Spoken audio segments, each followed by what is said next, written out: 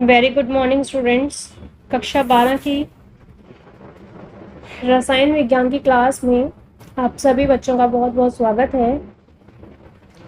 हमारा जैव अणु चैप्टर चल रहा था, जिसके अंदर पार्ट 1 और पार्ट 2 हमने कंप्लीट कर लिया था। आज हम करेंगे पार्ट 3, जिसके अंदर हम पढ़ेंगे प्रोटीन और न्यूक्लिक एसिड। इससे पहले वाले जितने भी पार्ट्स थे उसके अंदर हमने कार्बोहाइड्रेट पढ़ लिया था, एंजाइम पढ़ लिया था, विटामिन्स पढ़ लिए थे। अब है प्रोटीन्स और न्यूक्लिक एसिड। हो सकता है कि ये एक वीडियो में कंप्लीट हो सकता है कि ये 2 वीडियोस में कंप्लीट हो। तो सबसे पहले है प्रोटीन। प्रोटीन का मतलब क्या है?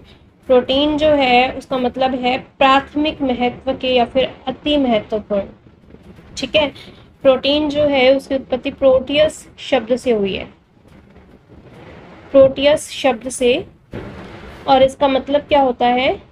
प्राथमिक महत्व के या फिर अति महत्वपूर्ण। प्रोटियस जो है वो ग्रीक भाषा का शब्द है। अब प्रोटीन हम सभी को पता है कि दूध में, पनीर में, दाल में, मूंगफली में, मछली में, मांस में, इन सब चीज़ों में पाया जाता है। अब इम्पॉर्टेंट पॉइंट यहाँ पर ये है कि प्रोटीन जो है वो बनता किससे है? प्रोटीन अल्फा एमिनो अम्लों से बनता। मतलब प्रोटीन की जो इकाई है वो अल्फा एमिनो अम्ल है। अब इसके अंदर क्या होता है? कार्बन, इसकी संरचना जो होती है एमिनो एसिड की, उसमें कार्बन होता है। कार्बन के एक साइड में COOH ग्रुप होता है और एक साइड में NH2 ग्रुप होता है, एक साइड में हाइड्रोजन होता है और एक साइड में कुछ भी ग्रुप आ सकता है। जैसे जैसे यहाँ पर ग्रुप चेंज होगा वैसे वैसे अल्फा एमिनो अम्ल का नाम चेंज होता रहेगा। तो ये जो है अल्फा एमिनो अम्ल, ये जो है एल विन्यास में पाए जाते हैं। कौन से विन्यास में? क्योंकि मैंने तुम्हें पहले उसमें कार्बोहाइड्रेट में बताया था कि डी ग्लूकोज होता है, डी फ्रक्टोज होता है, उसी तरह से एल भी होता है एक। तो ये जो एमिनो एसिड्स हैं अल्फा वाले, ये सारे के सारे जो है एल विन्यास में पाए जाते हैं। और हमारे प्रकृति में कुल 20 एमिनो अम्ल, 20 अल्फा एमिनो अम्ल उपलब्ध हैं। ठीक है, अब जो 20 अल्फा एमिनो उपलब्ध है उसकी हम डिटेल से स्टडी हम आगे करेंगे। उसके बाद है एमिनो अम्लों का वर्गीकरण। अब इसमें एमिनो अम्ल जो है वो एमिनो समूह की स्थिति के आधार पर, एमिनो समूह जो है वो कहाँ पर उपस्थित है, कि हमें पता है कि सिर्फ इस कॉर्नर में COOH ग्रुप आएगा और फिर उसके बाद C आएगा। और अगर इसके जस्ट बाद NH2 ग्रुप आ जाता है तो वो क्या हो गया? अल्फा, क्योंकि COOH के जस्ट साथ में जो कार्बन है वो अल्फा कार्बन है, इसलिए उसके साथ जो NH2 ग्रुप है वो अल्फा एमिनो अम्ल कहलाएगा। अगर यहाँ पर COOH के पहले अल्फा कार्बन पर फिर से एक कार्बन आ गया, मतलब बीटा कार्बन भी आ गया, और फिर उसके बाद NH2 ग्रुप आता है तो उसका नाम हो जाएगा बीटा एमिनो अम्ल। इसी तरह से COOH के साथ में अल्फा कार्बन है और फिर उसके बाद बीटा कार्बन है और उसके साथ में गामा कार्बन है और फिर उसके साथ में NH2 ग्रुप आता है तो इसको हम बोलेंगे गामा एमिनो अम्ल।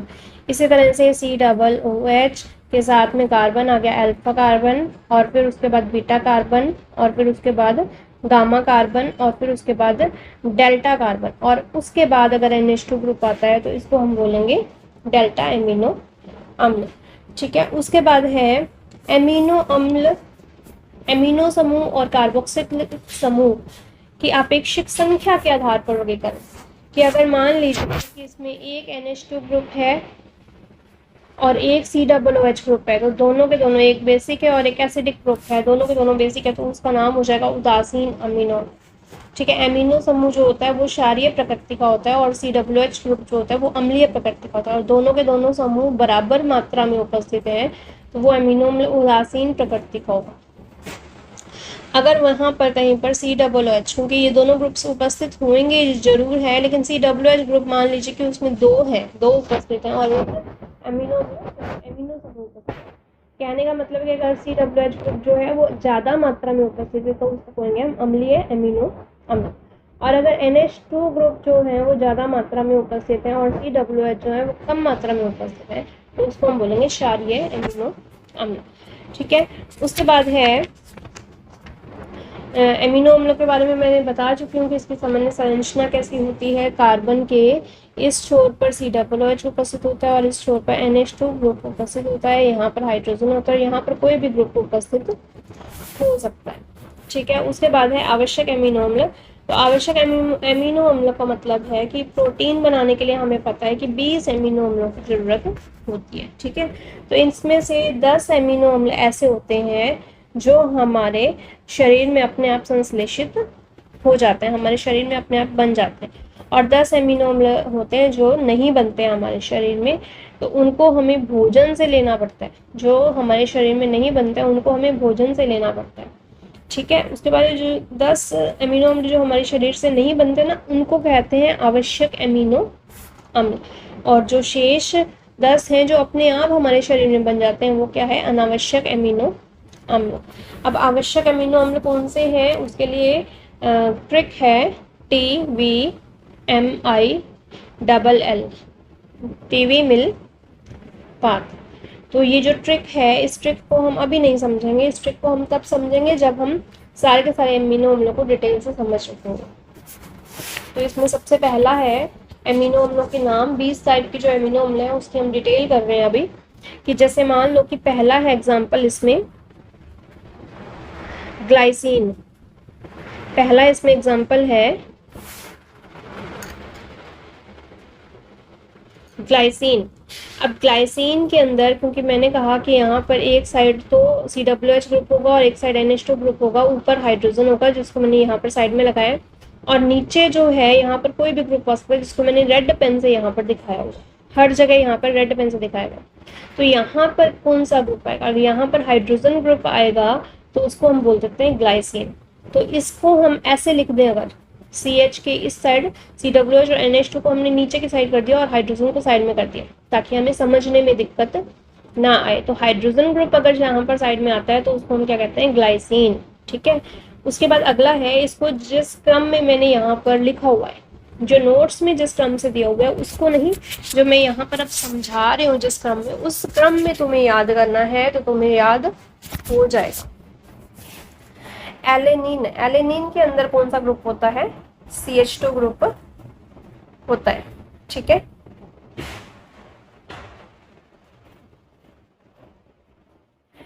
कौन सा ग्रुप होता है, CH2 ग्रुप। तो यहाँ पर CH2 ग्रुप को मैंने रेड पेन से यहाँ पर दिखाया है। उसके बाद है फेनिल एलेनिन। फेनिल एलेनिन के अंदर क्या होता है, CH3 की जगह एक बेंजीन रिंग हो रहा, CH3 का एक हाइड्रोजन हट करके वहां पर बेंजीन रिंग रहती है, बेंजीन रिंग के साथ CH2। तो इसको मैंने यहाँ पर रेड पेन से दिखा दिया। उसके बाद है टायरोसिन। टायरोसिन के अंदर क्या है, इसी बेंजीन रिंग के साथ में एक OH ग्रुप और जुड़ गया है, तो इसीलिए मैं कह रही हूँ कि इसको इसी क्रम में याद करना है तो तुम्हें याद होगा इजीली। ठीक है, और यहाँ पर मैंने इसको रेड पेन से यहाँ पर दिखा दिया। उसके बाद है सेरीन। सेरीन के अंदर क्या किया है कि ये वाला जो CH2 ग्रुप है, इसी CH2 ग्रुप पे फेनिल ग्रुप जुड़ा हुआ था, या फिर फेनिल के साथ में OH ग्रुप, इसके साथ OH ओनली OH ग्रुप जोड़ना है, ओनली OH ग्रुप जोड़ना है, CH2OH ग्रुप जोड़ना है, CH2OH ग्रुप इसमें आ गया। और अगर सिस्टीन आ जाता है तो OH की जगह SH ग्रुप आ जाएगा। ठीक है, उसके बाद है वैलीन। वैलीन के अंदर क्या है, CH3, मतलब कि अभी तक ये जो 6 पॉइंट्स हमारे चले थे, पहला पॉइंट था ओनली हाइड्रोजन का, उसके बाद 5 पॉइंट्स जो चले थे वो एक कार्बन वाले थे, सारे CH2 ग्रुप वाले थे। उसके बाद जो 7वां आ रहा है वो 2 कार्बन वाले आ रहे हैं, 2 कार्बन वाले आ रहे हैं, 2 कार्बन के अब ब्रांचेस हैं वो बात अलग है। ठीक है, अब इसमें ब्रांच क्या है, पहले कार्बन पर CH3 ग्रुप है। उसके बाद है थ्रियोनिन, इसमें क्या है, पहले कार्बन पर OH ग्रुप है। ठीक है, उसके बाद है मैथियोनिन के अंदर दूसरे कार्बन पर SCH3 ग्रुप जुड़ा हुआ है। उसके बाद ये आ गए हमारे 3 एग्जाम्पल्स ऐसे जो कि 2 कार्बन वाले थे। ठीक है, इसको भी मैं 2 कार्बन वाला ही समझ के याद कर लूँ ताकि हमें दिक्कत ना आए याद करने। उसके बाद हमारे आ गए 3 कार्बन वाले ल्यूसीन। ल्यूसीन के अंदर 3 कार्बन है और दूसरे कार्बन पर CH3 ग्रुप जुड़ा हुआ है, ठीक है। उसके बाद आइसोल्यूसीन के अंदर पहले कार्बन पर CH3 ग्रुप जुड़ा हुआ है, ठीक है। तो हमारे 3 कार्बन वाले भी कंप्लीट हो गए। अब हमारे आ गए NH2 ग्रुप वाले, क्योंकि NH2 ग्रुप इसमें पहले ही ऑलरेडी है, तो हमारे एक NH2 ग्रुप और एक्स्ट्रा आ रहा है इसमें। तो मतलब कि ये क्या है, क्षारीय प्रकृति का एस्पैराजीन। इसमें क्या आ रहा है, CH2 के साथ, वही जो हमारा पहले CH2 वाला किया था हमने, एक कार्बन वाला, इसके साथ OH ग्रुप था, लेकिन अब यहाँ पर हम क्या कर रहे हैं, CONH2 ग्रुप जोड़ रहे हैं, मतलब एमाइड ग्रुप जोड़ रहे हैं CH2 के साथ, ठीक है। उसके बाद है ग्लूटेमाइन। ग्लूटेमाइन के अंदर भी एमाइड ग्रुप है, लेकिन यहाँ पर एक CH2 ग्रुप था और यहाँ पर 2 CH2 ग्रुप आ गए, ठीक है। उसके बाद आर्जिनिन के अंदर क्या है, 3 NH ग्रुप आ गए, NH ग्रुप, फिर कार्बन, फिर NH ग्रुप, फिर कार्बन, फिर NH2, और यहाँ पर आ गए 3 कार्बन, ठीक है। उसके बाद है ये वाला जो था, 2 कार्बन, 1 कार्बन, फिर 2 कार्बन, फिर 3 कार्बन, अब आ गए 4 कार्बन। 4 कार्बन के साथ जुड़ गया NH2 ग्रुप लाइसीन में। उसके बाद है ये वाले NH2 ग्रुप वाले कंप्लीट हो गए। उसके बाद है COH ग्रुप ऑलरेडी है, एक COH ग्रुप और आ गया, मतलब एसिडिक टाइप के एस्पार्टिक अम्ल CH2, एक CH2 के साथ है COH ग्रुप। उसके बाद ग्लूटामिक एसिड, 2 CH कार्बन के साथ है COH ग्रुप, ठीक है। उसके बाद है एक बिल्कुल एकदम अलग स्टार्ट हो रहे हैं, 18th पॉइंट है ट्रिप्टोफैन। ट्रिप्टोफैन के अंदर क्या है, कार्बन, कार्बन के साथ 5 मेंबर वाली रिंग, फिर उसके बाद 6 मेंबर वाली रिंग उसके ऊपर की साइड, और इस स्ट्रक्चर इस तरह से, तो हमने उसको यहाँ पर इस तरह से जोड़ दिया, ठीक है। तो इसको समझने से कोई फायदा नहीं, उसको रटना पड़ेगा। उसके बाद है हिस्टिडीन। हिस्टिडीन में भी क्या है, सिर्फ 5 मेंबर, उसमें 5 मेंबर वाली रिंग के ऊपर था 6 मेंबर वाली रिंग। इसमें एक ही नाइट्रोजन था 5 मेंबर वाली में, इसमें 2 नाइट्रोजन आ गए 5 मेंबर वाली में, और 6 मेंबर रिंग इसमें नहीं है। उसके बाद प्रोलीन के अंदर क्या है कि COH और NH ग्रुप जो इसके बीच में ही आ गया, और एक पेंटा 5 मेंबर वाली जो रिंग है वो इसके अंदर ही फिट हो गई, ठीक है। हमें अलग से इसमें देने की जरूरत नहीं है प्रोलीन के अंदर। तो ये 20 संरचनाएं हैं जो हमारे अल्फा एमिनो अम्लों की सारी संरचनाएं इसमें आ गई हैं। अब यहाँ पर मैंने कुछ स्टार्स लगाए हैं, जैसे ये P, टीवी मिल पाथ का P जो है इसको शो कर रहा है। तो यहाँ पर जो फेनिलएलनिन है वो एक आवश्यक एमिनो एसिड है। टीवी मिल पाथ के अंदर V आ रहा है, वो वैलिन को प्रदर्शित कर रहा है और वो आवश्यक एमिनो एसिड है, ठीक है। तो इस तरह से टीवी मिल पाथ ही कंप्लीट हो रहा है, और इसको इसके आधार पर वो 10 नाम तुम्हें याद रखने हैं सिर्फ। इसमें संरचनाएं जो है वो इतनी ज़्यादा नहीं पूछी जाती हैं, सिर्फ नाम याद रखना है। प्रश्न आएगा कि निम्न में से कौन सा आवश्यक एमिनो अम्ल है, निम्न में से कौन सा अनावश्यक एमिनो अम्ल है, नाम दीजिए, या फिर ऑब्जेक्टिव में पूछा जा सकता है, ठीक है। फिलिंग द ब्लैंक्स में पूछा जा सकता है, छोटे क्वेश्चंस में पूछा जा सकता है इस टाइप के। या 10 आवश्यक एमिनो अम्लों के सभी के नाम बताइए, ठीक है। इस तरह से कोई भी क्वेश्चन इसमें पूछा जा सकता है। अगला पॉइंट है इसमें ज्विटर आयन। तो एमिनो अम्लों के अंदर एक ज्विटर आयन का निर्माण होता है, मतलब ये इसके अंदर क्या है, एक कार्बन है, कार्बन के साथ में एक तो COOH ग्रुप है और एक NH2 ग्रुप है, ठीक है। एक साइड में इसके हाइड्रोजन है और एक साइड में इसके कुछ भी आ सकता है। तो यहाँ पर क्या है कि COOH को अगर हम एक बार खोल कर देखें, इसको अगर हम COOH को खोल करके देखें तो C+O OH बनता है, और NH2 को भी अगर हम खोल के देखें तो यहाँ पर NH2 बनता है। तो अब यहाँ पर क्या होगा कि ये वाला जो हाइड्रोजन है ये निकल करके इस नाइट्रोजन के पास चला जाता है और क्या बना लेता है, एक ज्विटर आयन बना लेता है, मतलब कि C+O नेगेटिव, और यहाँ पर बन जाएगा NH3 पॉजिटिव। यहाँ पर हाइड्रोजन और यहाँ पर कोई भी ग्रुप आ सकता है जिसको हम R से प्रदर्शित कर सकते हैं। ठीक है, तो ये क्या बन गया, ज्विटर आयन, मतलब कि एमिनो अम्ल जो है वो स्वयं ही एक पॉजिटिव और नेगेटिव पोल क्रिएट कर लेता है, ध्रुव क्रिएट कर लेता है, जिसको हम ज्विटर आयन कहते हैं। ठीक है, उसके बाद अगला टॉपिक है, इसमें एक बार लैंग्वेज में पढ़ रही हूँ। ज्विटर आयन के एमिनो अम्लों में अम्लीय कार्बोक्सिलिक समूह और क्षारीय एमिनो अम्ल दोनों उपस्थित होते हैं। ठीक है, और एक एमिनो अम्ल का अम्लीय कार्बोक्सिलिक अम्ल उसी एमिनो अम्ल के क्षारीय एमिनो अम्ल से क्रिया कर लेता है और एक द्विध्रुव आयन बना लेता है।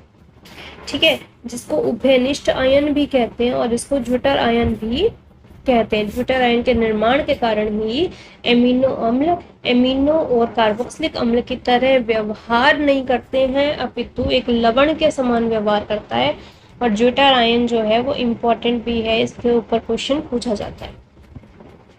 उसके बाद है पेप्टाइड बंध। पेप्टाइड बंध का मतलब है कि यहाँ पर एक NH2 ग्रुप है, फिर CH है, यहाँ पर R है और यहाँ पर COOH ग्रुप है। उसके बाद फिर से एक दूसरा एमिनो अम्ल आया और यहाँ पर भी सेम इसकी संरचना ऐसी है। अब यहाँ पर क्या है कि एक ही एमिनो अम्ल के COOH और NH2 यहाँ पर रिएक्शन नहीं करेंगे, यहाँ पर दोनों अलग अलग एमिनो अम्लों के रिएक्शन करेंगे। अब इसको खोल देते हैं, COOH और यहाँ पर है NHH। तो यहाँ पर अब क्या होगा, ये हाइड्रोजन और एक ये OH निकल जाएंगे और जल का निर्माण कर लेंगे। तो क्या बना देंगे, यहाँ पर एक बंध का निर्माण हो जाएगा, एक बंध का निर्माण हो जाएगा। इसको हम ऐसे जोड़ सकते हैं। तो यहाँ पर ये जो बंध बना है CONH, बीच में दो एमिनो अम्लों के बीच में जो बंध बना है CONH, इसको क्या बोलते हैं, पेप्टाइड बंध कहते हैं। ठीक है, तो प्रोटीन के अंदर बहुत सारे एमिनो अम्ल उपस्थित होते हैं। इसका मतलब है कि प्रोटीन जो है अल्फा एमिनो अम्ल का बहुलक है। अब ये वाली लाइन इंपॉर्टेंट है, फिलिंग द ब्लैंक्स में काफी बार पूछी गई है कि अल्फा एमिनो अम्ल डैश के प्रोटीन जो है वो डैश के बहुलक हैं। तो प्रोटीन किसके बहुलक है, अल्फा एमिनो अम्ल के बहुलक। तो एक एमिनो अम्ल का कार्बोक्सिलिक समूह दूसरे एमिनो अम्ल के NH2 समूह से क्रिया करता है और एक एमाइड लवण बनाता है। ठीक है, और इसके बीच में जो बंध बनता है वो पेप्टाइड बंध कहलाता है और पेप्टाइड बंध को COONH से प्रदर्शित किया जाता है। ठीक है, तो अब यहाँ पर इम्पोर्टेंट क्या है कि जब पेप्टाइड बंध बन जाता है तो इस साइड जो है NH2 सिरा रहता है और इस साइड जो है COOH सिरा ही रहता है हमेशा। तो इसको हम क्या बोलते हैं, N सिरा कहते हैं और इसको हम बोलते हैं C सिरा कहते हैं। ठीक है, यहाँ पर N सिरे को हमेशा बाईं ओर लिखा जाता है, लेफ्ट साइड लिखा जाता है, और C सिरे को हमेशा दाईं ओर या राइट साइड लिखा जाता है। उसके बाद है पेप्टाइड का वर्गीकरण। अभी हमने पढ़ा कि प्रोटीन जो है वो अल्फा एमिनो का बहुलक है। तो मतलब यहाँ पर कि अल्फा एमिनो अम्ल बहुत सारे हो सकते हैं। अगर यहाँ पर अल्फा एमिनो अम्ल दो एमिनो अम्ल हैं, तो इसका मतलब क्या है कि वहाँ पर दो पेप्टाइड बंध है। तो यहाँ पर एक पेप्टाइड बंध है तो उसको बोलेंगे डाईपेप्टाइड। अगर 3 एमिनो अम्ल उपस्थित हैं तो उसको बोलेंगे ट्राईपेप्टाइड। 4 एमिनो अम्ल उपस्थित हैं टेट्रापेप्टाइड। 5 एमिनो अम्ल उपस्थित हैं पॉलीपेप्टाइड। ठीक है, तो इस तरह से 10 से ज़्यादा अगर एमिनो अम्ल हैं तो उसको बोलेंगे पॉलीपेप्टाइड। उसके बाद है पेप्टाइड्स का नामकरण। अब यहाँ पर देखो कि इसमें हमने अभी भी पढ़ा था कि लेफ्ट हैंड साइड जो है वो हमेशा N सिरा आएगा और राइट हैंड साइड हमेशा C सिरा आएगा। तो C सिरा जो है वो हमेशा क्या होएगा, मुख्य एमिनो अम्ल माना जाएगा। C सिरे वाले को मुख्य एमिनो अम्ल माना जाएगा। तो मुख्य एमिनो अम्ल में जैसे मान लीजिए कि यहाँ पर 3 एमिनो अम्ल, 1 2 और ये 3 एमिनो अम्ल उपस्थित हैं, तो ये वाला जो लास्ट वाला एमिनो अम्ल है वो क्या है, मुख्य एमिनो अम्ल माना जाएगा। तो इसका नाम जैसे मान लो कि वैलीन है, ठीक है, तो इसके नाम में चेंज हम नहीं करेंगे। ठीक है, जैसे तुम्हारी कॉपी में उदाहरण दिया हुआ है glycine plus alanine plus serine. ठीक है। तो लास्ट वाला जो है उसका नाम एज इट इज रहेगा सीरीन ही रहेगा, बाकियों के जो लास्ट में न शब्द है वो ल में चेंज हो जाए, ग्लाइसिल एलेनिल सीरीन। ठीक है, तो ये उसका नाम हो जाएगा, इसको शॉर्ट में बोलेंगे ग्लाइसिन एलेनिल सीरीन। ठीक है, तो ये उसका नामकरण होगा। अगला टॉपिक है हमारा इसमें प्रोटीन की संरचना, इंपॉर्टेंट टॉपिक है। इसमें पहला पॉइंट है प्राथमिक संरचना। प्रोटीन की संरचना, तो प्रोटीन के बारे में मैंने तुम्हें पहले बताया था कि प्रोटीन जो है वो अल्फा एमिनो अम्लों के बहुलक होते हैं। तो प्रोटीन की संरचना को पढ़ने के लिए हमें उसके कुछ स्तरों से गुजरना पड़ेगा। तो इसमें पहला है प्राथमिक स्तर, जिसको हम बोलते हैं प्राथमिक संरचना, फिर है द्वितीयक संरचना, और फिर तृतीयक संरचना बनती है, तृतीयक संरचना से बनती है चतुष्क संरचना। तो पहली है प्राथमिक संरचना। अब प्रोटीन के अंदर अल्फा एमिनो एसिड काफ़ी सारे उपस्थित होते हैं, जैसे ये एमिनो एसिड है, फिर से एमिनो एसिड, तो इस तरह से एमिनो एसिड जो है काफ़ी सारे उपस्थित होते हैं। टोटल 20 एमिनो एसिड्स होते हैं। ठीक है, तो ये एमिनो एसिड जो है एक विशिष्ट क्रम में उपस्थित होते हैं कि जहाँ पर अगर प्रोलीन है तो यहाँ पर प्रोलीन ही होगा, प्रोलीन जो है वो दूसरे नंबर पर नहीं आएगा। ठीक है, या फिर प्रोलीन पहले नंबर पर है और फिर उसके बाद 5वें नंबर पर प्रोलीन वापस आ गया है, तो वो क्रम जो है वो ऐसे कैसे एक विशिष्ट क्रम में ही एमिनो एसिड जो है वो जुड़े रहते हैं, और इस विशिष्ट क्रम में जुड़ने की यह प्रक्रिया ही प्रोटीन की प्राथमिक संरचना कहलाती है। उसके बाद अगला है द्वितीयक संरचना। अब द्वितीयक संरचना के अंदर दो प्रकार की संरचनाएं होती हैं। पहला है इसमें अल्फा हेलिक्स संरचना और दूसरा है इसमें बीटा प्लेटेड शीट संरचना या फिर बीटा लहरियादार चद्दर संरचना। अल्फा हेलिक्स का मतलब है कि जैसे कि कोई पेच होता है, पेच को हम घुमाते हैं तो उस तरह से एक घूमी हुई रेखा के रूप में, जो हमने पहले पढ़ा था प्राथमिक संरचना, उसके अंदर क्या था कि एमिनो एसिड बहुत सारे इसमें जुड़े हुए थे, एमिनो एसिड जो है वो बहुत सारे इसमें जुड़े हुए थे। तो इसमें भी क्या है कि अल्फा एमिनो एसिड्स जो हैं वो इस तरह से आपस में जुड़े हुए हैं, लेकिन वो एमिनो एसिड जो हैं वो इस तरह से यहाँ पर संरचना बनाने के बाद, एक रिबन टाइप की संरचना बनाने के बाद क्या है कि इस तरह से ये जुड़े हुए हैं, इस तरह से ये जुड़े हुए हैं। इस तरह से काफ़ी सारे एमिनो एसिड्स जो हैं वो एक जुड़े हुए हैं और एक अल्फा हेलिक्स नाम की संरचना बनाते हैं। तो इस संरचना में एक पॉलीपेप्टाइड श्रृंखला, मतलब कि काफ़ी सारे एमिनो एसिड आपस में जुड़ गए थे, पॉलीपेप्टाइड श्रृंखला बन गई। तो पॉलीपेप्टाइड श्रृंखला जो है दक्षिणावर्ती, मतलब कि राइट हैंड साइड घूमती हुई पेच के समान मुड़ी होती है, जिसके विभिन्न भाग आपस में हाइड्रोजन बंध से जुड़े होते हैं। तो ये बीच में जो है क्या है, हाइड्रोजन बंध से जुड़े होते हैं। हाइड्रोजन बंध से कैसे जुड़े हुए होंगे, जैसे ये वाला एमिनो एसिड जो है इससे हाइड्रोजन बंध से जुड़ा हुआ, ठीक है, ये वाला जो है वो इससे हाइड्रोजन बंध से इस तरह से जुड़े हुए हैं। इसी तरह से मान लीजिए कि ये जो है वो इससे इस तरह से हाइड्रोजन बंध से जुड़ा हुआ होगा, तो इस तरह से ये हाइड्रोजन बंध से जुड़े हुए होते हैं।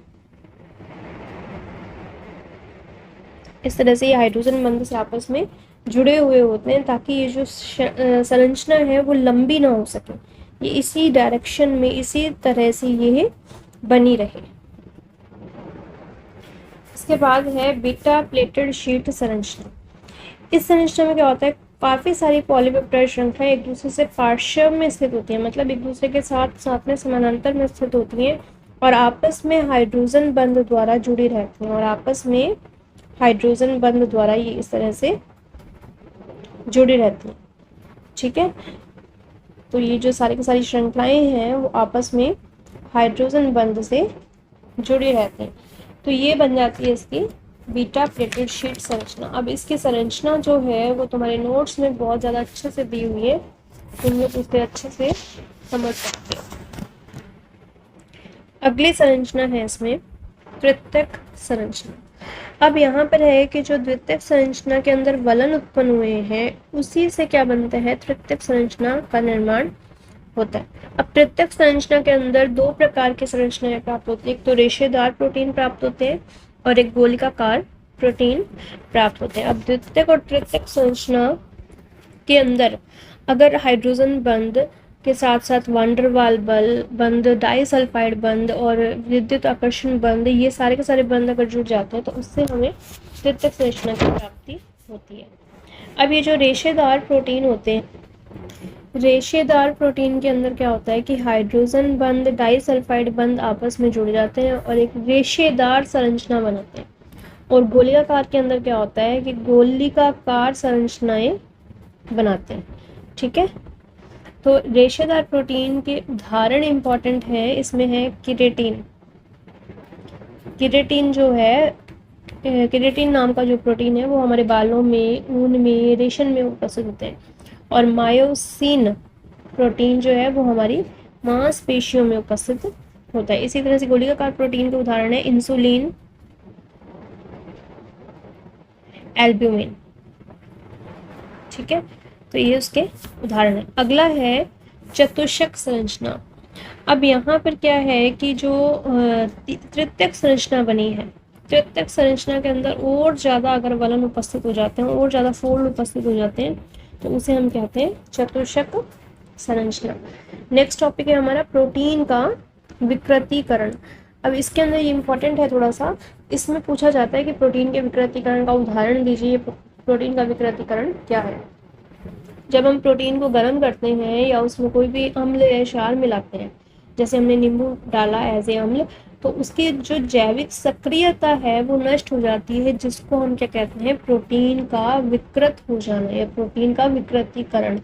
अब यहाँ पर एक्चुअल में होता क्या है, जो इसके प्राथमिक संरचनाएं, द्वितीयक संरचनाएं, तृतीयक संरचनाएं, चतुष्क संरचनाएं हैं, इन सभी के जो मुड़ाव बने होते हैं, फोल्ड बने होते हैं, जो वो सारे के सारे फोल्ड्स खुल जाते हैं, जिसकी वजह से प्रोटीन का विकृतीकरण हो जाता है। उदाहरण है इसमें अंडे को जब हम उबालते हैं तो वो और ज़्यादा टाइट हो जाता है, तो सफ़ेदी जो है उसकी और ज़्यादा निखर के आ जाती है, तो उसको हम कहते हैं अंडे के उबलने पर उसकी सफ़ेदी का स्कंदन हो जाना।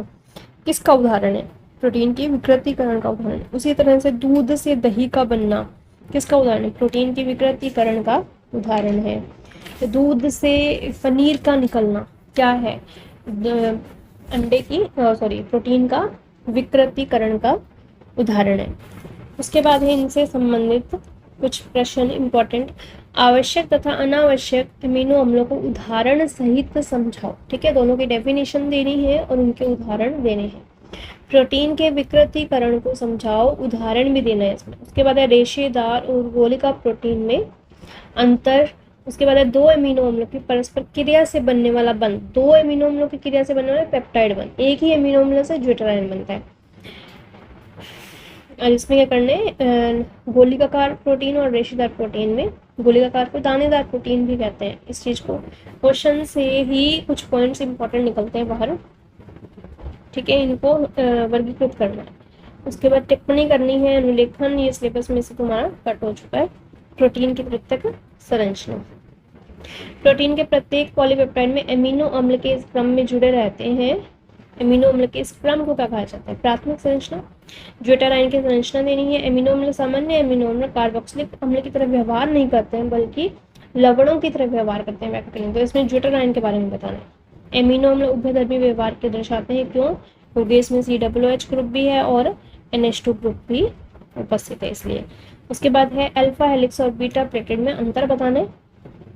नेक्स्ट है प्रोटीन की द्वितीयक संरचना के दो प्रकार लिखने हैं, मतलब अल्फा हेलिक्स और beta pleated sheet. Peptide linkage को परिभाषित करने, मतलब पेप्टाइड बंध को परिभाषित करना है। एमिनो अम्लों के गलनांक और जल में विलेयता सामान्यतः संगत हैलो अम्लों की तुलना में अधिक होते हैं। गलनांक और विलेयता अधिक क्यों होती है? क्योंकि एक तो इसमें हाइड्रोजन बंध होता है, इसलिए ये जल में विलय होता है। गलनांक ज़्यादा क्यों होता है? क्योंकि इसमें हाइड्रोजन बंध भी होते हैं, डाइसल्फाइड बंध भी होते हैं और वैद्युत आकर्षण बल भी होते हैं। ठीक है, और वांडरवाल बल भी होते हैं। तो इस वजह से, और साथ में इसमें प्राथमिक, द्वितीयक, तृतीयक, चतुष्क संरचना होती है। बहुत ज़्यादा एक टिपिकल सी संरचना पाई जाती है इसमें, इसलिए इसके गलनांक जो है वो ज़्यादा होते हैं। उसके बाद है कि अंडे को उबालने पर उसका जल कहाँ चला जाता है? स्कंदन में ही काम आ जाता है। प्रोटीन का विकृतीकरण हो जाता है। प्रोटीन की अल्फा हेलिक्स संरचनाओं के स्थायीकरण में कौन से आबंध सहायक है? हाइड्रोजन आबंध। सरलतम अल्फा एमिनो अम्ल कौन सा है? ग्लाइसिन। ठीक है, अगला टॉपिक है हमारा न्यूक्लिक अम्ल। सबसे पहले हम करेंगे न्यूक्लिक अम्ल की परिभाषा और इसका वर्गीकरण। किसी भी कोशिका के अंदर एक केंद्रक होता है। क्या होता है? एक केंद्रक होता है। उस केंद्रक के अंदर जो हमने अभी अभी पढ़ा था, एमिनो अम्लों से बने हुए जो प्रोटीन्स होते हैं उसी से बने हुए न्यूक्लिक अम्ल पाए जाते हैं। ठीक है, और ये क्या काम करते हैं? अनुवंशिकता के लिए उत्तरदायी होते हैं। अनुवंशिकता का मतलब है कि पेरेंट्स से गुण जो है वो बच्चे में जाते हैं, तो इसे हम बोलते हैं अनुवंशिकता। मतलब इसकी आंखें अगर भूरी हैं दोनों की, तो बच्चे की आंखें भी भूरी होंगी। ठीक है, तो ये अनुवंशिकता है, तो ये अनुवंशिकता के लिए उत्तरदायी होते हैं। इन्हें ही क्या कहते हैं? न्यूक्लिक अम्ल कहते हैं। अब ये न्यूक्लिक अम्ल जो है वो दो प्रकार के होते हैं, जो एक को कहते हैं डीएनए और एक को कहते हैं आरएनए। डीएनए की फुल फॉर्म है डीऑक्सीराइबोस न्यूक्लिक अम्ल और आरएनए की फुल फॉर्म है राइबोस न्यूक्लिक अम्ल। ठीक है, अब उसके बाद है कि इसका रासायनिक संगठन। अब इसके न्यूक्लिक अम्ल के एक्चुअल में 3 चीजों से मिलकर बनता है।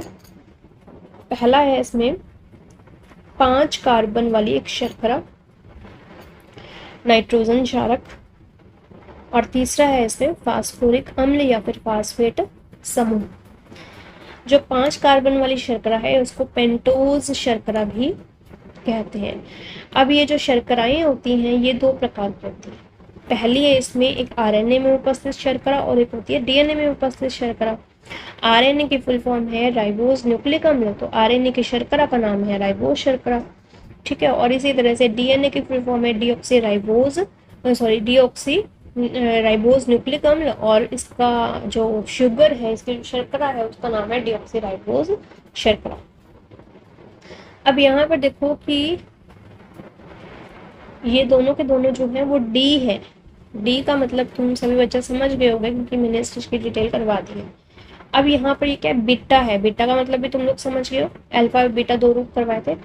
अब यहाँ पर क्या है कि ये डायरेक्ट बीटा डी राइबोस शर्करा, और ये क्या है? बीटा डी 2 डीऑक्सी का मतलब दूसरे नंबर कार्बन पर हाइड्रोजन है, और आरएनए के अंदर क्या है? OH है और इसमें हाइड्रोजन। सिर्फ इतना सा फर्क है, बाकी सारा कुछ इसमें सेम है। डीऑक्सी का मतलब है एक ऑक्सीजन कम। ठीक है, उसके बाद है एक बार फास्फोरिक अम्ल करते हैं। फास्फोरिक अम्ल मतलब कि H3PO3। इसका सूत्र बनेगा इस तरह से कि एक फास्फोरस के एक साइड में डबल बॉन्ड O और 3 साइड में OH समूह। उसको अगर हम इसकी डिटेल से देखें अगर हम, तो यहाँ पर देखो H3PO3, तो यहाँ पर देखो फास्फोरस का नाइट्रोजन वाली लाइन में है ये, तो इसमें 3 P में होते हैं और 2 S में होते हैं। ठीक है, और इसमें क्या है? 3 OH ग्रुप और एक डबल बॉन्ड के साथ ऑक्सीजन इस तरह से जुड़ता है। तो इसमें देखो एक फास्फोरस के साथ 3 OH ग्रुप और एक डबल बॉन्ड इस तरह से जुड़ा रहेगा।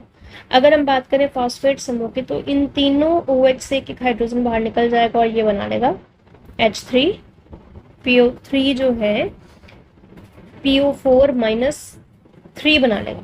ठीक है, क्या बना लेगा? PO4-3। अब उसके बाद है नाइट्रोजन क्षारक। नाइट्रोजन क्षारक जो है वो 2 प्रकार के होते हैं, एक होता है प्यूरीन और एक होता है पिरिमिडिन। प्यूरीन की संरचना जो है वो ऐसी होती है, एक 6 मेंबर रिंग जिसके अंदर 2 नाइट्रोजन है, और फिर उसके बाद 5 मेंबर रिंग जिसके अंदर भी 2 नाइट्रोजन है। ठीक है, अब उसके बाद यहाँ पर ये हाइड्रोजन लगा हुआ है, इसको समझने की या याद करने की जरूरत नहीं, क्योंकि हमें सिर्फ डबल बॉन्ड की पोजीशन याद करनी है। और सभी को बैलेंस करना है। अगर बैलेंस से कम हो रही है तो वहाँ पर हाइड्रोजन लगा देना। और पिरिमिडीन की संरचना में सिर्फ एक 6 मेंबर्ड रिंग है। अब उसके बाद है कि प्यूरीन जो है वो दो प्रकार के होते हैं, एक तो ए जी। प्यूरीन जो है वो दो प्रकार के होते हैं, ए जी, एडेनिन और ग्वानिन। अब एडेनिन के अंदर क्या है कि इसी संरचना के अंदर ऊपर की तरफ एक NH2 एक्स्ट्रा लग गया है, बाकी संरचना सारी सेम है। और इसके अंदर एक डबल बॉन्ड O यहाँ पर एक्स्ट्रा लग गया और यहाँ पर NH2 ग्रुप एक्स्ट्रा लग गया है। ठीक है, अब यहाँ पर देखो कि यहाँ पर डबल बॉन्ड O एक्स्ट्रा लग गया है, यहाँ पर डबल बॉन्ड O एक्स्ट्रा लग गया है, तो इस कार्बन के ऊपर यहाँ पर भी डबल बॉन्ड आ गया और यहाँ पर भी डबल बॉन्ड आ गया, तो ये पॉसिबल नहीं है। तो इसके लिए अब क्या होगा कि ये वाला जो डबल बॉन्ड है वो डिलीट हो जाएगा। अब डिलीट हो जाएगा तो क्या होगा, यहाँ पर हाइड्रोजन लग जाएगा ऑब्वियसली।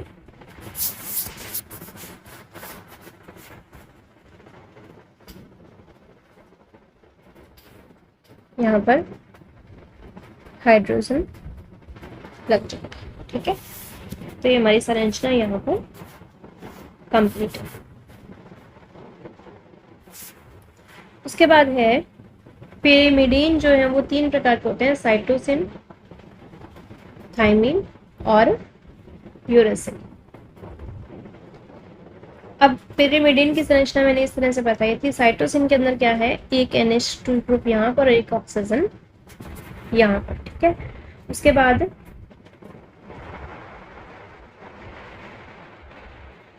अब देखो यहाँ पर डबल बॉन्ड आ गया, यहाँ पर भी डबल बॉन्ड आ गया, तो इस डबल बॉन्ड को हटना पड़ेगा यहाँ से।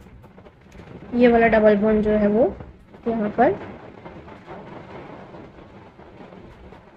हट जाएगा, यहाँ पर ये हट जाएगा, तो यहाँ पर क्या आ जाएगा, हाइड्रोजन आ जाएगा। इसी तरह से यहाँ पर भी डबल बॉन्ड आ गया, यहाँ पर भी डबल बॉन्ड। तो अब इन दोनों के दोनों हाइड्रोजन्स को यहाँ से हटना पड़ेगा और इस डबल बॉन्ड को भी यहाँ से हटना पड़ेगा, और क्या आ जाएगा, यहाँ पर भी हाइड्रोजन आ जाएगा और यहाँ पर भी हाइड्रोजन आ जाएगा। और इसमें जो चेंजेस आए हैं उसको मैंने यहाँ पर रेड पेन से शो किए। उसके बाद यहाँ पर भी दोनों तरफ यूरेसिल में क्या, दोनों तरफ ऑक्सीजन है। ऑक्सीजन आने की वजह से क्या होगा, यहाँ वाले ये वाले डबल बॉन्ड हट जाएंगे। तो ये वाले डबल बॉन्ड हट जाएंगे तो क्या हो जाएगा, यहाँ पर हाइड्रोजन और यहाँ पर भी हाइड्रोजन आ जाएगा। ठीक है, तो ये हमारी संरचनाएं बनी हुई है। अब उसके बाद है कि इसमें टोटल 5 है, एडेनिन, ग्वानिन, साइटोसिन, थाइमिन और यूरेसिल। ठीक है, साइटोसिन, थाइमिन, CT। अब यहाँ पर 5 चीजें हो गई, AG और CTU। अब इसमें से AGCT किस में होते हैं, DNA में उपस्थित होता है। AGCU जो है वो RNA में। T RNA में उपस्थित नहीं होता है और U DNA में उपस्थित नहीं होता है। T हमेशा DNA में उपस्थित होगा और U हमेशा RNA में उपस्थित होगा। उसके बाद है कि यहाँ पर ये जो पेंटोज शर्करा है और नाइट्रोजन क्षारक है, पेंटोज शर्करा और नाइट्रोजन क्षारक, ये दोनों मिल करके क्या कहलाते हैं, न्यूक्लियोसाइड कहलाते हैं। और पेंटोज शर्करा, नाइट्रोजन क्षारक और फास्फोरिक अम्ल, ये तीनों के तीनों मिल करके एक ये और एक ये कहलाते हैं न्यूक्लियोटाइड। ठीक है, पेंटोज शर्करा और नाइट्रोजन क्षारक मिलकर के न्यूक्लियोटाइड कहलाएंगे। और न्यूक्लियोसाइड, या फिर हम ये कह सकते हैं कि न्यूक्लियोसाइड और फास्फोरिक अम्ल मिल करके न्यूक्लियोटाइड कहलाते हैं। ठीक है, अब उसके बाद पॉलीन्यूक्लियोटाइड क्या है, काफ़ी सारे न्यूक्लियोटाइड जब मिल जाते हैं तो उसे पॉलीन्यूक्लियोटाइड कहते हैं। अब ये जो पॉलीन्यूक्लियोटाइड हैं ये आपस में किस बंध द्वारा जुड़े रहते हैं, फास्फोडाइएस्टर बंध द्वारा जुड़े रहते हैं, जो कि इसमें एक इम्पॉर्टेंट पॉइंट है। उसके बाद है DNA की संरचना। अब हमने ये संरचना बनाई थी एक DNA की संरचना में, तो इसमें एक हमने ये प्राथमिक संरचना की थी। अगर ये एक और संरचना इस तरह से जुड़ जाए, अगर ये एक और संरचना इसके पैरेलल में ऐसे जुड़ जाए, ठीक है, या तो हम इसको एक ही कलर से दिखा दें तो भी कुछ फर्क नहीं पड़ेगा, वो भी एक ही बात है, या हम इसको अलग अलग तरीके से दिखा दें तो वो भी एक ही बात है। मैंने इसको अलग अलग कलर से दिखा दिया ताकि हमें समझने में दिक्कत ना आए। अब यहाँ पर क्या था कि हमने पढ़ा था कि डीएनए के अंदर 4 चीज़ें होती हैं, के, जी, सी और टी। अब इसमें क्या होता है, सी और जी आपस में जुड़ेंगे और ए और टी आपस में जुड़ेंगे। सी और जी जो हैं वो ट्रिपल बॉन्ड से जुड़ते हैं हमेशा, और ए और टी जो है वो डबल बॉन्ड से जुड़ता है। कहने का मतलब है ए जो है वो प्यूरिन है, जी भी प्यूरिन है, तो ये क्या है, पिरिमिडिन है, और ये भी पिरिमिडिन है। तो मतलब एक प्यूरिन पिरिमिडिन से जुड़ेगा हमेशा, और पिरिमिडिन जो है वो हमेशा प्यूरिन से जुड़ेगा। अब यहाँ पर ये वाला जो क्रम है वो कैसे भी आ सकता है। सी, अगर यहाँ पर सी है तो इसके जस्ट सामने ओब्वियसली जी ही होगा और कुछ भी नहीं होगा, ठीक है। इस चीज़ का ध्यान रखना है इसमें हमने कि अगर यहाँ पर सी है तो यहाँ पर जी होगा और इन दोनों के बीच में ट्रिपल बॉन्ड लगेगा। उसके बाद अगर मान लो कि ए है तो उसके सामने ओब्वियसली टी ही होगा और वो हमेशा डबल बॉन्ड से जुड़ेगा। अगर यहाँ पर जी है तो उसके सामने सी होगा और वो हमेशा ट्रिपल बॉन्ड से जुड़ेगा। अगर यहाँ पर टी है तो उसके सामने ए होगा और वो हमेशा डबल बॉन्ड से जुड़ेगा। अब ये वाला जो क्रम है, ये क्रम जो है फिक्स होता है, कभी भी चेंज नहीं होता है। अगर हमारे डीएनए में, पेरेंट्स के डीएनए में ये वाला क्रम है तो माता पिता से बच्चे के अंदर भी यही वाला क्रम जाएगा, और इसी क्रम को जाने के कारण ही बच्चे के अंदर वो गुण समान आते हैं। मान लीजिए कि जो क्रम है सी जी ए टी, सबसे पहले सी जी और फिर उसके बाद ए डबल बॉन्ड टी, उसके बाद है जी ट्रिपल बॉन्ड सी, उसके बाद है टी डबल बॉन्ड ए, और फिर उसके बाद है जी ट्रिपल बॉन्ड सी। ये वाला जो क्रम है मान लीजिए कि बुरी अंकों का है, और इसी तरह से मान लेते हैं कि यहाँ पर ये जो क्रम है, अगर यहाँ पर टी डबल बॉन्ड ए आ जाता है और ये हट जाता है तो ये वाला क्रम है, मान लीजिए कि ये काली अंकों का है। तो बच्चे में भूरी आएंगे या काली आएंगे वो डिपेंड करता है कि यहाँ पर क्रम किस टाइप का है। बच्चे में जो क्रम जा रहा है वो किस टाइप का जा रहा है, उसी के आधार पर उसकी आंखों का कलर जो है वो सेट होगा। अगला पॉइंट है इसमें डीएनए उंगली छापन। इसका मतलब क्या है कि प्रत्येक व्यक्ति के अंदर जो नाइट्रोजन क्षारक का क्रम है, ये वाला जो हमने क्रम बात की है नाइट्रोजन क्षारक का, इस क्रम की बात कर रहे हैं कि ये वाला जो क्रम है वो हर व्यक्ति के अंदर फिक्स होता है, भिन्न भिन्न भी होता है और फिक्स भी होता है। किसी भी दो व्यक्तियों का ये नाइट्रोजन क्षारक जो है समान नहीं हो सकता। जैसे माँ के अंदर अलग होगा, बाप के अंदर अलग होगा, ठीक है, माता के अंदर अलग होगा और पिता के अंदर अलग होगा, और उनकी जो संतान होगी उसके अंदर अलग होगा, लेकिन इन दोनों का मिक्स आएगा, ठीक है। आधे गुण माँ से आएंगे, आधे गुण पिता से आएंगे, लेकिन दोनों के मिल करके एक इन दोनों से एक अलग गुण प्राप्त होगा, ठीक है। तो ये नाइट्रोजन क्षारक का क्रम जो है हर व्यक्ति में अलग होता है, लेकिन इसके अंदर जो क्रम है अगर हम उसकी जांच करें तो उससे हम ये पता लगा सकते हैं कि इसकी माता कौन है और इसके पिता कौन है।